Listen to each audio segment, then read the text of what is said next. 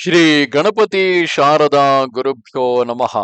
ಗುರುರ್ ಬ್ರಹ್ಮ ಗುರುರ್ ವಿಷ್ಣು ಗುರುದೇವೋ ಮಹೇಶ್ವರ ಗುರು ಸಾಕ್ಷಾತ್ ಪರಬ್ರಹ್ಮ ತಸ್ಮೈ ಶ್ರೀ ಗುರವೇ ನಮಃ.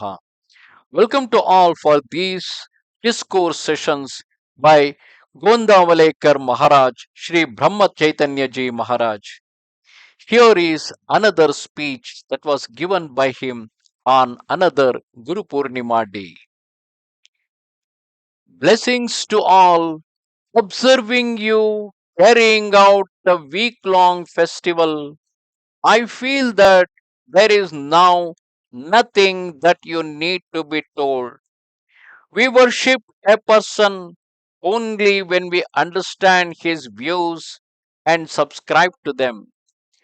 Whatever I have been telling you has been related to what should be done under the circumstances in which you are living and have to live. And I believe you are making a sincere effort to put the precept into practice. It must be admitted that we cannot abandon prapancha or do without it. Man begins his life in a completely dependent condition and also ends it in helplessness. This is a matter of common experience. Man being thus a slave of circumstances, by what means can he still march towards the goal of attaining God? We naturally seek from God what is most desired by the heart, and what, strangely enough, is exactly something that leads to our ruin. All that I have to tell you under the circumstances is that instead of asking something of God, pray to Him thus: O Lord, you are the Prince of donors. You have my interest at your heart. You always do the correct things. So rather than me asking for anything, give me something that you think is good for me. In my ignorance, I may ask for the very tiling that is counter to my interest. So, O Lord, I shall feel contented with whatever you think fit to grant me. Let us solemnly promise this to God on this important day of Guru Pournima. A beggar begs for something befitting his own lowly station in life. He will, for instance, expect some food, or an old piece of clothing, or a few coins, but he will not dare even to dream of asking for, say, a mansion at whose gate he may be begging. But the Lord is so rich and so munificent, he may grant you the whole world. Nay, he may grant a spirit of perfect contentedness, irrespective of any tangible thing. The best thing to do is to say, Lord, give me what you will. There can be no better prayer. There are two classes of devotees. One to which we belong says, God, when will you become mine? Be you mine, so I shall lack nothing. Other type says, Lord, I surrender my ego to you and will henceforth live as your slave, your pawn. You understand the significance of these two stanzas. What is signified by asking God to become mine is, I shall not change. Do you provide me with whatever I may desire? The other kind of devotee lays in effect, O Rama, I now want nothing but you. I am henceforth wholly yours at your command. Look into your heart to discover what it really holds.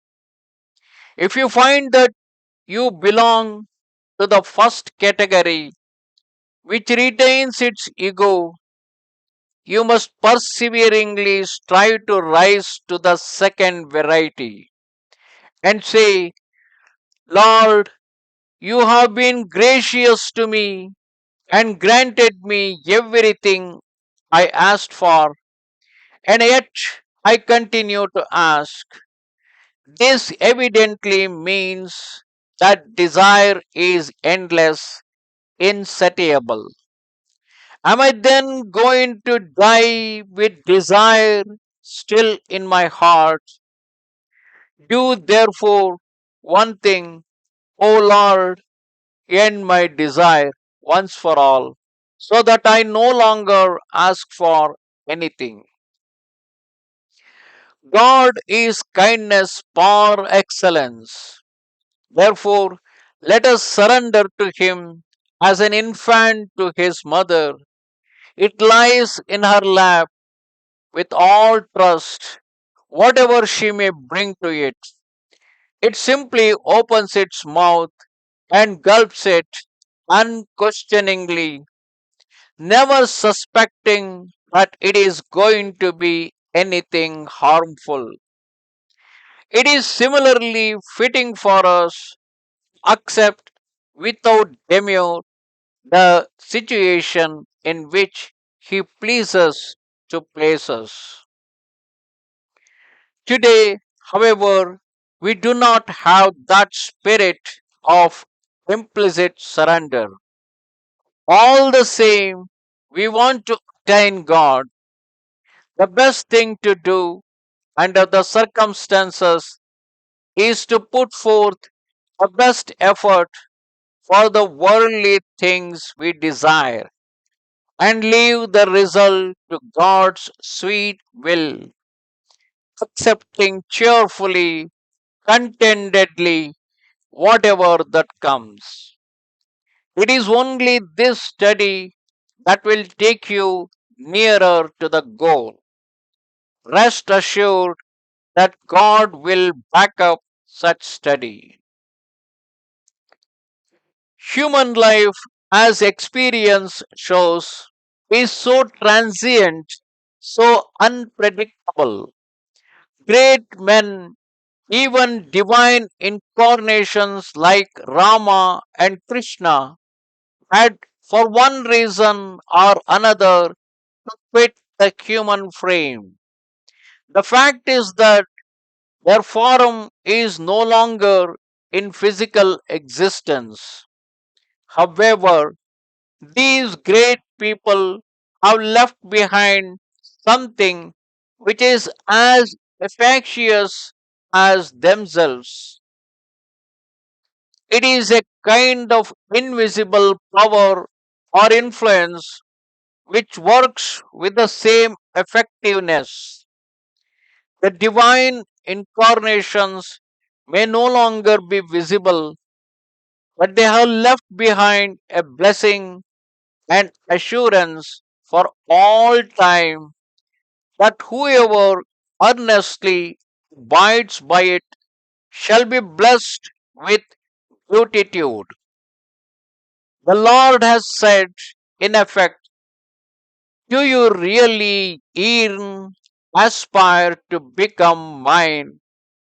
Then listen to me, pursue prapancha with all sincerity, never stint effort therein, but never for a moment forget that I am the arbiter, the judge to award or deny success. Remain contented always, and never forsake the portion I prescribe. And Nama is that magic portion. I do not even have the shadow of a doubt that you do not chant Nama, for in that case you would not have cured, you would not have cared to come here this day. But I would repeatedly exhort you never for a moment forsake Nama. Indeed, if you ask me, one should not exist without it. Make it a habit to chant Nama. Then one day you will chant it with such earnestness that God Himself will be thrilled and seek to meet you, will manifest Himself. Do not for a moment imagine that I am merely bluffing. I am saying this in all seriousness. Go through life with full faith in Nama. You will experience for yourself what miracle this faith works. I would particularly say you should consider this puja as accepted, effective, only if you practice what is preached. If you do this much, God will not fail to extend His helping hand to you. He never takes to see His subjects, you and me, to live in misery. In order truly to become His, let us beg of Him only for love of His name. One who gets such love will certainly get His help. This assurance I give repeatedly, confidently. It is such love which is the reward of true Guru Puja. I again exhort you to chant Nama as much as you can. It needs no special procedure or rite. Alternatively, that you need to do, all that you need to do is to chant Nama with sincerity and love. Call on Him in such earnestness that God should feel that He must answer your prayer and hasten to meet you. Do this much, and Rama is sure to look to your welfare and interest. I repeat while taking your leave, carry on your family life as best as you can.